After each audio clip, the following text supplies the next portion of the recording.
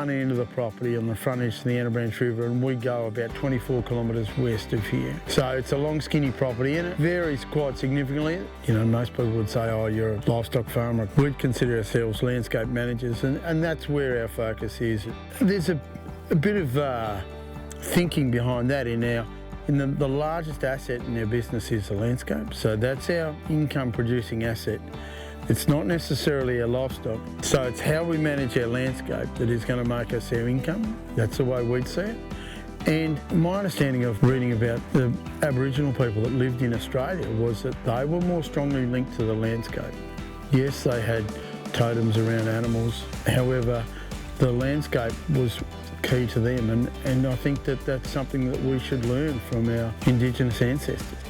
The impact climate change has had on our landscape and our business is varied. I guess what we've seen is really intense rainfall events, you know, significant dumps of rain, and then quite often followed by long extended dry periods, and that puts a lot of dependence on the stored moisture in the soil. We're in a very variable climate at the moment, so we have to have a farming system that is flexible, that is suited to that.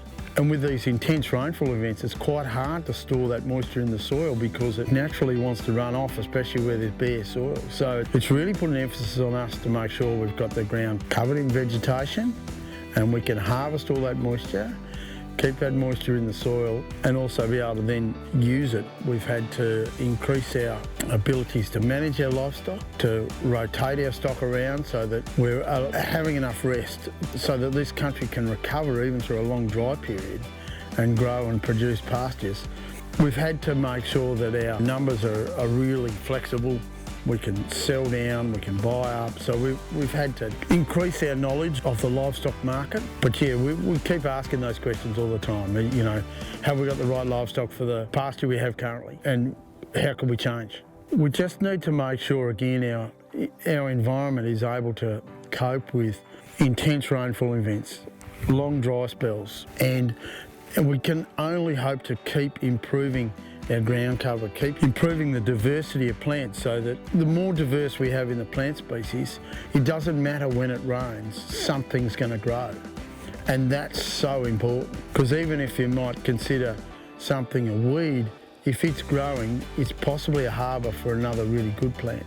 Some New Zealand spinach, possibly looks like some native onion grass. So there's beautiful diversity of plants. We really don't have enough information necessarily to consider what are weeds and what aren't weeds. Usually if they're growing, they're pretty good plants in our part of the world. Well, the erosion on our property has been fairly intense at times. We have made a significant impact through our livestock management, has really assisted our erosion and reducing it. We also have just started a rainfall rehydration project on a part of Willow Point, the property that we lease, to try and keep more water up in the landscape. So there's some ponding and some banks put in that have been surveyed, which slow the water flow, so then it can trickle through the landscape and put that water in our soils.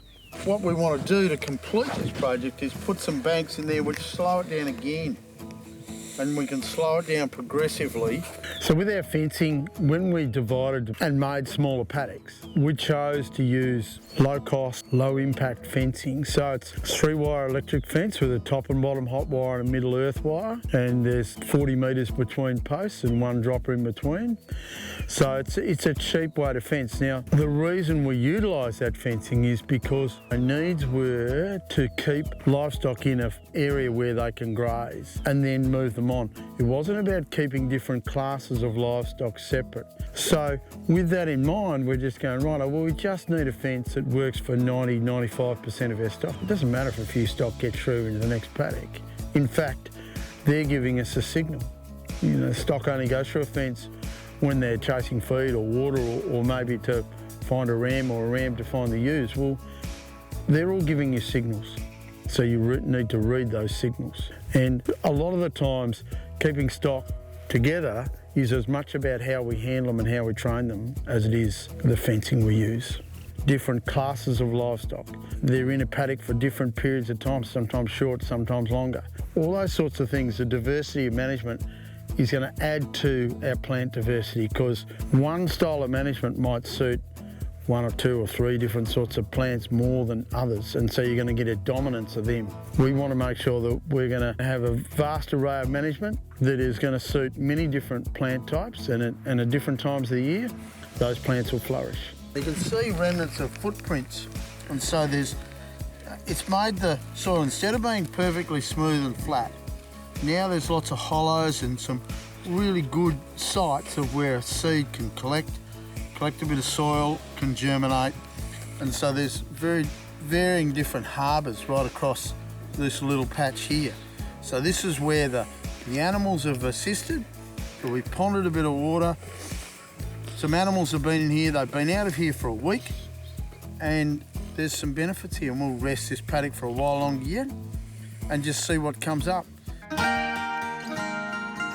You've really got to make sure you've got lots of people in your corner to help you, because you're going to have good days, you're going to have bad days, and you've got to make sure once you're on a pathway, you're going to stay on a pathway and not go back to where you were before.